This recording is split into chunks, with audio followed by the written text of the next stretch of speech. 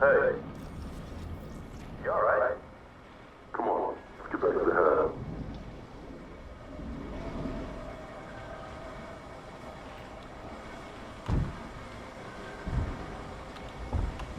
What? Welcome back to Open Air. I'm Emily Kaler. If you're just joining us, my guest is Kip Mattis, sole survivor of the Ocean Nova disaster. His first book, Hell or High Water, is a harrowing account of his ordeal. Earlier, we talked about the life aquatic, escaping the flooded habitat, and being lost on the seafloor inside a half-ton titanium diving suit. Z titanu. A o tom, jak měl halucinace každých 10 minut, že mu docházel kyslík. Kip, I know this might not be easy, but I'd like to talk about the end. Can you read that for us? Yeah. The list is getting shorter. The hatch opens with its usual reluctance, flooding the room with light. The pod is there. I'm going home. Tomorrow I'll be the sole survivor. But for now, I'm not alone. How did you feel when you figured it out? At that point, and that close, I was running on fear. So when I saw another suit in the room, it's almost too much to process. I couldn't believe that it was...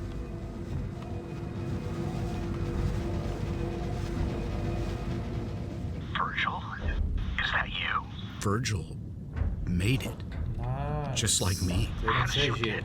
I thought everyone was... Only I'm locked inside the pod and he's locked out. Ty ono bez Can you zabije. hear me? I can't stop the launch. There's no override. He's not coming back. Oh, Se nevrátí. I'm sorry. And that's on me. 30 seconds to evacuation.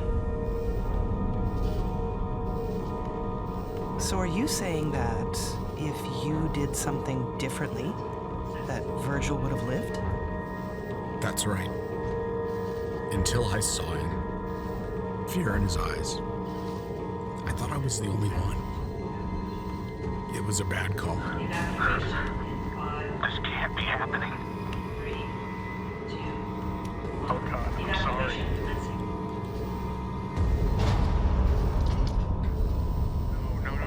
No.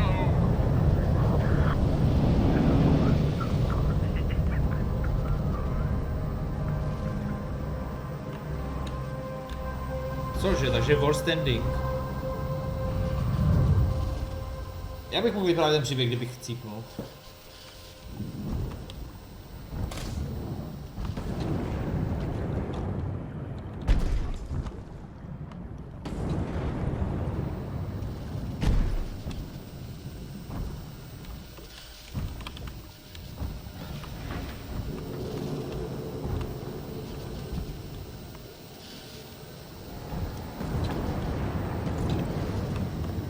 You didn't kill him. Really? Who did? Bad luck? I'm responsible. Look, I'm up here talking with you, and he's still out there.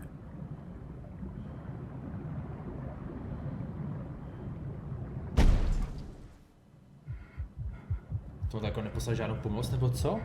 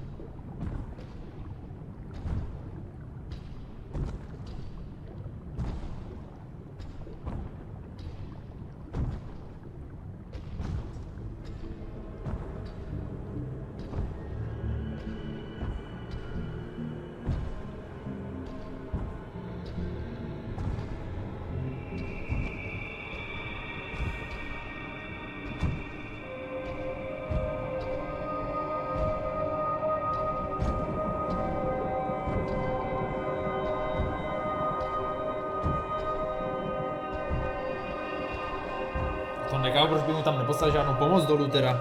Když ten týpek se zachránil, viděl, že tam dole je jeden naživu.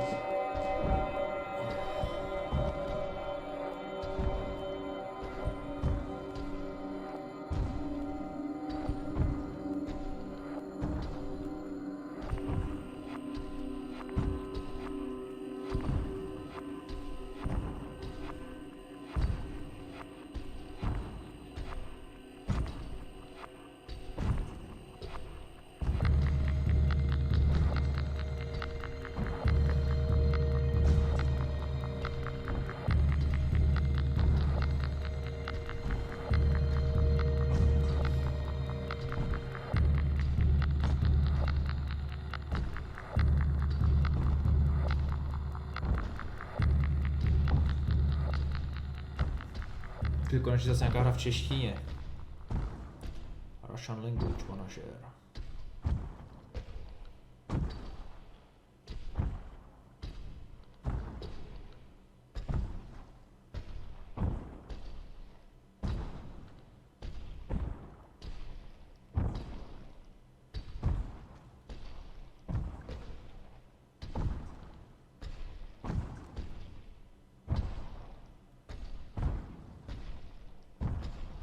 Kip, it's been more than a year since all this happened. You wrote a book and told your story. Are you ready to be done? Yeah. It's time to move on. Get myself working again. Kip Mattis, thank you so much for spending time with me today. Thanks for having me, Emily.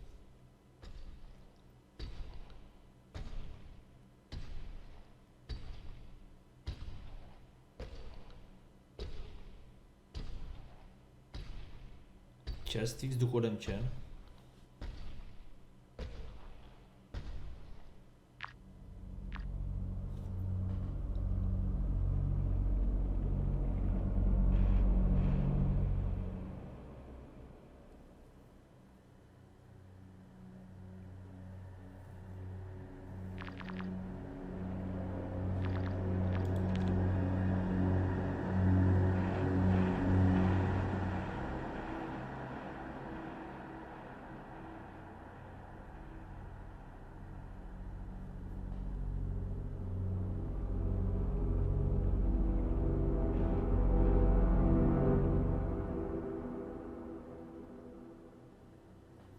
Tenhle typ, takže tenhle vyprávěl ten příběh.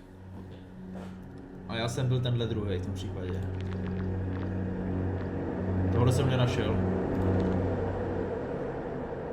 Nepočkat. Za tohle jsem hrál. Ježka potapičská kariéra skončila, než jsem se narodil, přestože jsem všechny ty příhody znal z paměti, ještě než jsem se naučil číst a psát, mám jenom 2 vzpomínky, které zahrnují dědu a vodu. V té první jsem už dostatečně starý na to, abych chodil,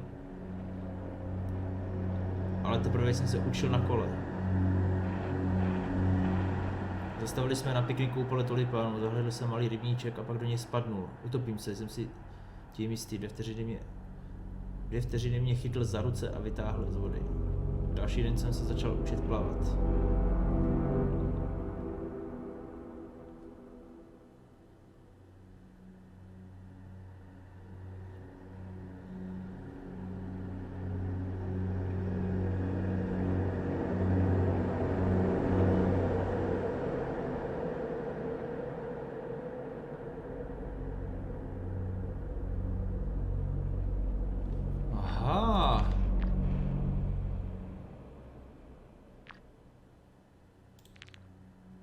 Tohle jsem nenašel. Takže toho, koho jsem tam viděl vždycky v tom skafandru, tak to byl můj děda.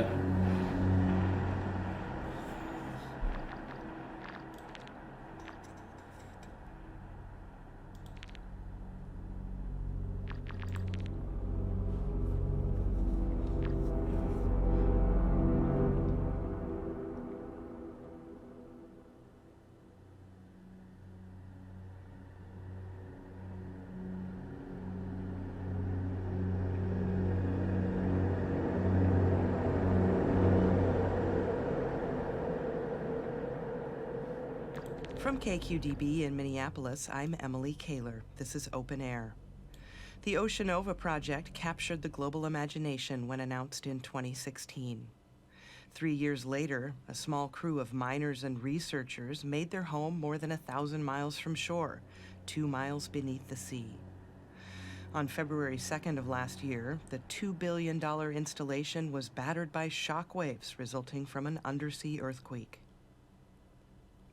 My guest, Kip Mattis, was on site as an engineer when the habitat, Compass 1, began to take on water.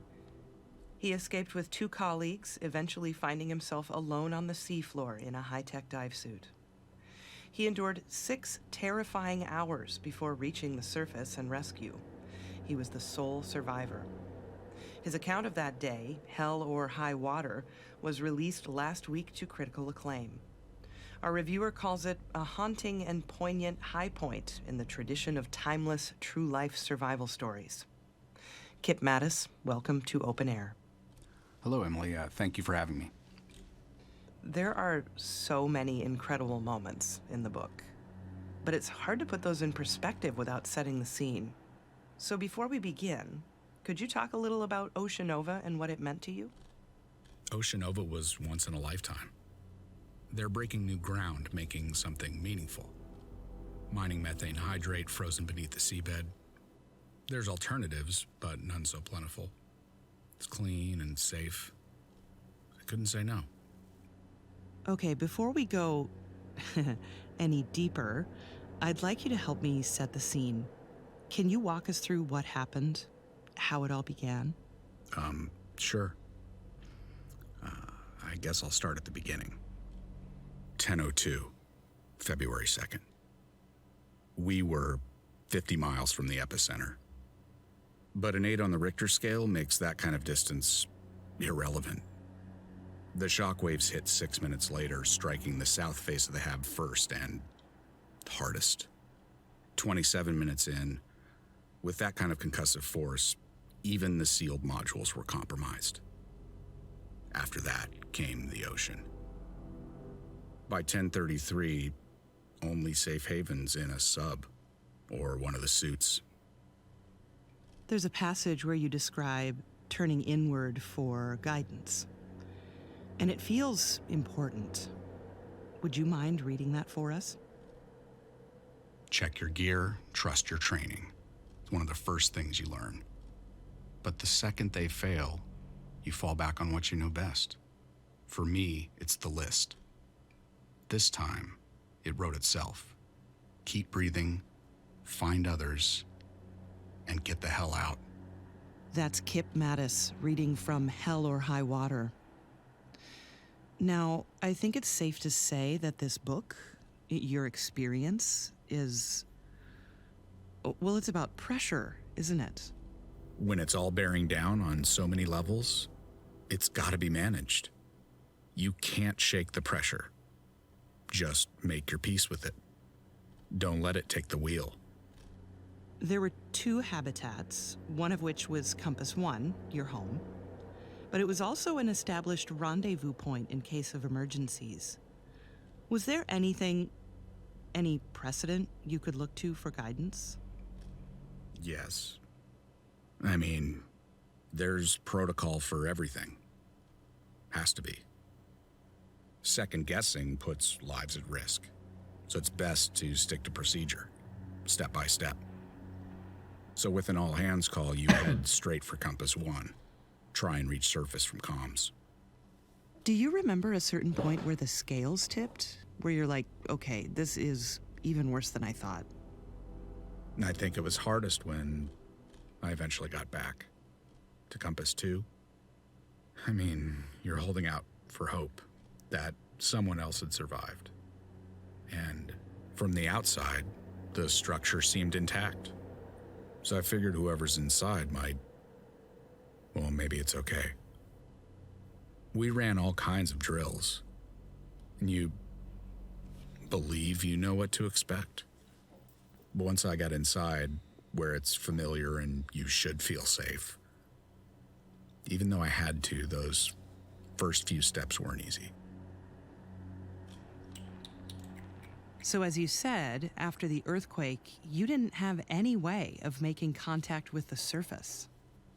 Well, I mean, it's hard to describe the state of devastation. And I tried in the book, but yeah, reaching the surface was off the table, physically or otherwise. So it's simple. Hitch a sub to Compass 2 and hope others did the same. Which you did after a pretty incredible ordeal. And we're jumping ahead a little, but when you got there, things were different. Can you talk about that? Normally, the habs are lit up top to bottom, all the time. A lot of the gear was waterproof. Some of the lights and monitors were still running. So it wasn't dark, but it's fading. Like the whole thing's on life support. We now know that at least a few others survived the initial destruction. Some managed to get themselves into dive suits, like yours, and tried to do just that. None of them survived, though, which seems to underscore the fact that even with a clear course, the pressure can still get to you. And I guess that being down there for months, how can it not? Yeah. It's relentless. I mean, the isolation is unnatural. Little problems start to spiral. Any baggage you don't check at the surface comes unpacked pretty quick.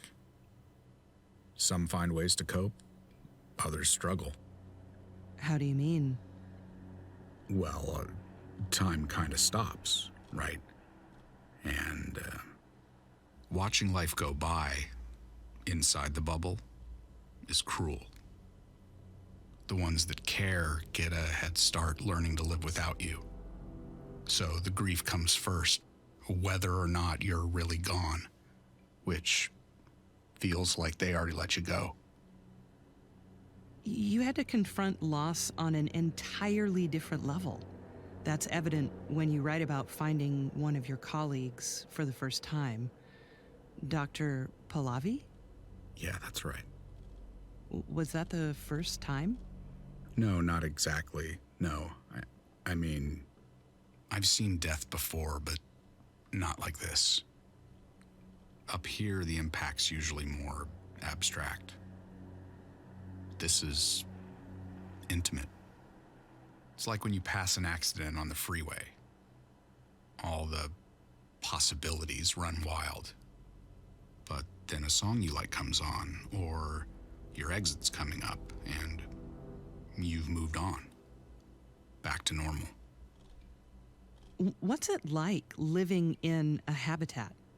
I mean, there were 20 of you, including scientists and engineers like yourself. Sardines in a tin? They're planning on 60, 75 once the whole thing's staffed up. So just 20 of us felt hollow. There's not much time for recreation, but the options are there. They did their best to keep us happy. But not exactly carefree, I guess. Right. We even had this saying, "In God we trust, everything else gets triple-checked." But so much diligence makes every aspect of daily life heavy. Each task or item, like getting into a suit or going outside, has an equivalent weight. So, for getting cargo or yourself over to Compass 2, the shuttle's the most efficient option, relatively speaking. The protocols, the lack of sunlight, breathing recycled air. How do you cope with all of that? Well, they give you shots, and we do these checkups with the surface every 2 weeks. The little things are tough, the stuff you have to live without, as well as the new inconveniences you have to accommodate. They kept the heat up, but the weight and presence of the ocean, you can't shake that. Gets under your nails and gums like your teeth are coming loose. And then at some point it recedes. You might not notice that till you're topside, but it's always there. You describe this feeling that you had midway through that escape might be impossible, which led to thoughts of suicide. I have to ask, was it something you seriously considered? I was just being pragmatic. But thankfully, I never had to get serious. But as a last resort, I mean, the prospect of just wandering, wearing myself down, that's pretty grim. So, yeah. So I did. Thought about giving up. With that much time to think about nothing, just about anyone would. Thing is, the suit's designed to keep you safe, even from yourself. Makes it hard to take the easy way out. It's ironic that the suit, the one thing keeping you safe, it was like your tomb. It successfully kept you inches from death for hours. That's true. Regulators busted, hemorrhaging air, but I made it. I mean, the ADS is an incredible piece of technology. Mine took a lot of abuse. Tracks all this info about you, heartbeat, oxygen intake, biorhythms. Everything but your odds of survival. Still, does it make it better knowing how bad things really are? The suit keeps out what you need to be afraid of. Only the fear's trapped in there with you, and it's thriving. So yeah, maybe you're safe and dry, but inside you're drowning. More with author and Oceanova survivor Kip Mattis after the break. Welcome back to Open Air. My guest today is Kip Mattis, sole survivor of the Oceanova disaster. He survived 6 breathless hours at the bottom of the sea.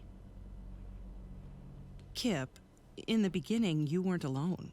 You had some colleagues, J.B. Castillo and Dr. Cora Vanderoe. They actually started out together. You managed to board a sub and, well, I won't explain it all here, but at one point, you're all headed back to Compass 1 in search of other survivors. And then things go horribly wrong. Now, you were prepared, but what happened next caught you completely off guard. Can we talk about that? Sorry, can you repeat the question? I was hoping you'd talk about the moment when you realized that the ones you collided with were, in fact, the ones you were trying to save. It was horrible. I mean, the odds of us finding them in the first place were poor. I sure as hell didn't expect to run into them. I don't know. I mean, I never found out who was in the other half of the wreck. Not alive, anyway. We were talking about protocol. By your own admission, there are instances where you didn't follow procedure. There's your radio and Cora. Granted, this was unprecedented. But as you said, second-guessing puts lives at risk. Do you think the outcome might have been better if you'd just followed the rules? Well, it might, but there's no way to know that. So you're lost and looking for some way out of all of this. And really your only option now is the other habitat, Compass 2. And what's most unsettling to me is you're in this dive suit. You call it a walking coffin. I can't even imagine what that takes. It takes everything.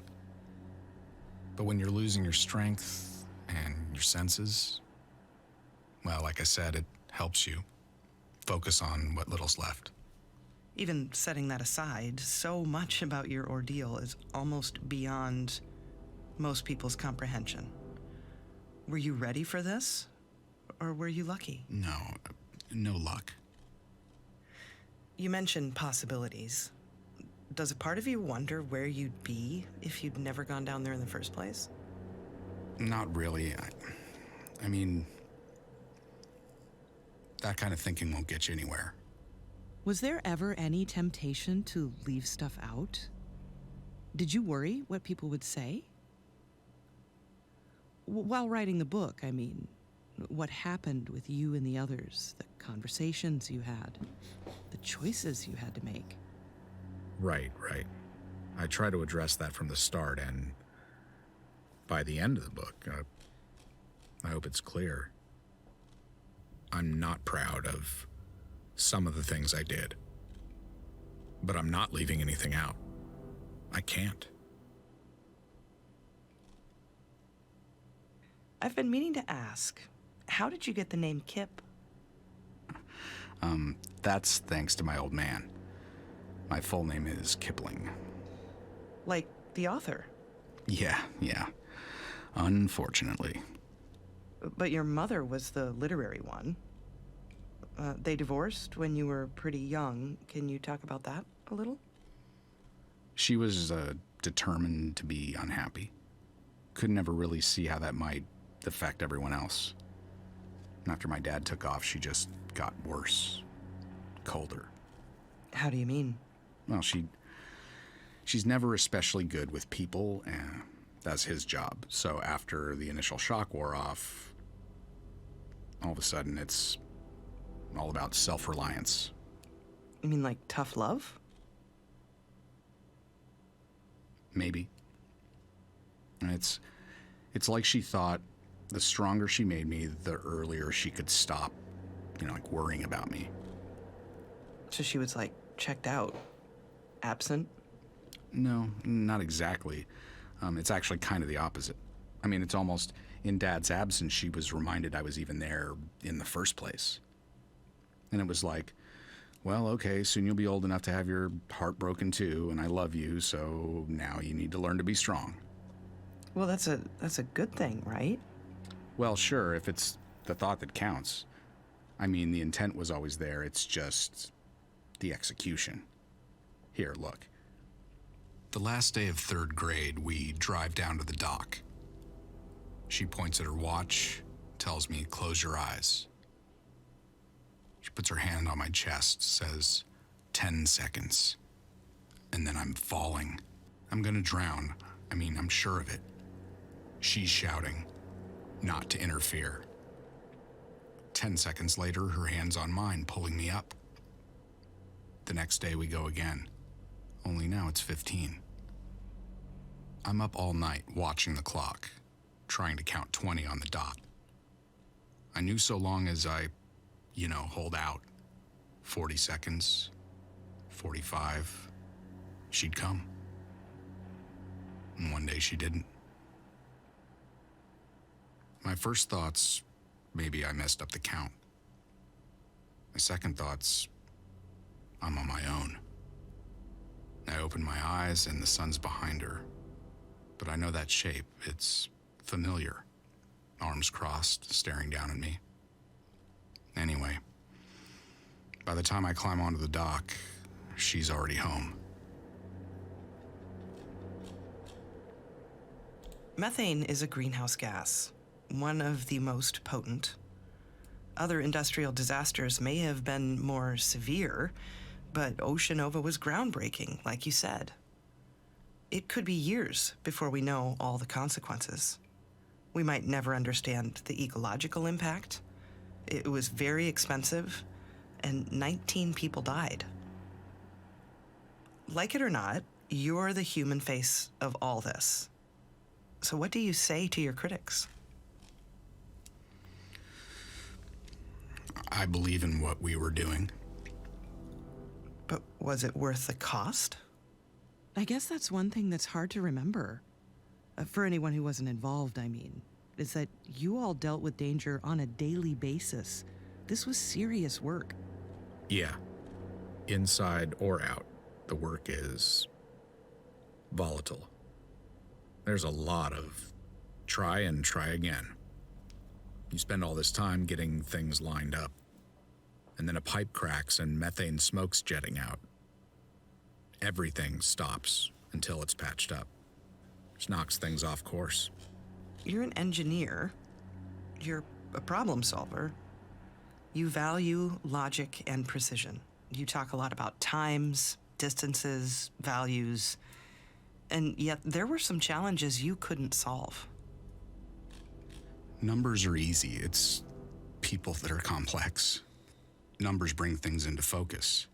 No gray areas to distract you from getting things into perspective. Does it get easier answering all the same questions? Now, people ask all kinds of questions. What they ask says a lot about their character, especially when it comes to casualties. So what's the response when they do ask about the gory details? I oblige. See which way they want to take it. I mean, what people don't get is that they don't want me to keep going. Not really. There's only so much blood and guts people can take before they lose their appetite. Everyone has their limits. You're very candid when describing some circumstances. Times when you felt crippled with fear, coming across the bodies of friends and colleagues. Yeah. It's clear you care, but there's an undercurrent of detachment in the way you present some of the more difficult moments. Was that your intention? No, I've heard that before. I just did my best to paint a clear picture.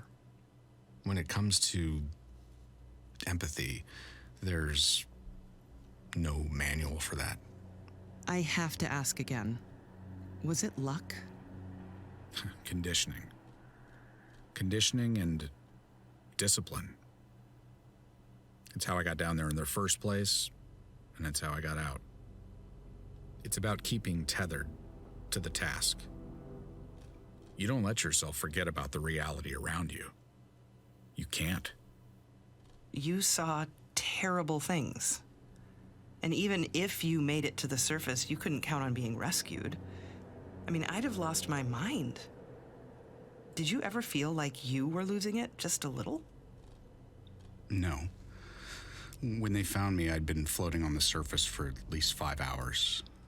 I talked with therapists and trauma experts for months. Said I was hiding the hurt. But it's not true. I made mistakes down there, yes, but did I lose my mind? No. No way. This entire experience is defined by the fact that you came back alone. Your story started with 20 people, but ends with 1. So when it comes to telling those stories, you're the only one who can. Yeah. There's a responsibility to get things right. For the record. Welcome back to Open Air. I'm Emily Kaler. If you're just joining us, my guest is Kip Mattis, sole survivor of the Ocean Nova disaster. His first book, Hell or High Water, is a harrowing account of his ordeal. Earlier, we talked about the life aquatic, escaping the flooded habitat, and being lost on the seafloor inside a half-ton titanium diving suit. Kip, I know this might not be easy, but I'd like to talk about the end. Can you read that for us? Yeah. The list is getting shorter. The hatch opens with its usual reluctance, flooding the room with light. The pod is there. I'm going home. Tomorrow I'll be the sole survivor. But for now, I'm not alone. How did you feel when you figured it out? At that point, and that close, I was running on fear.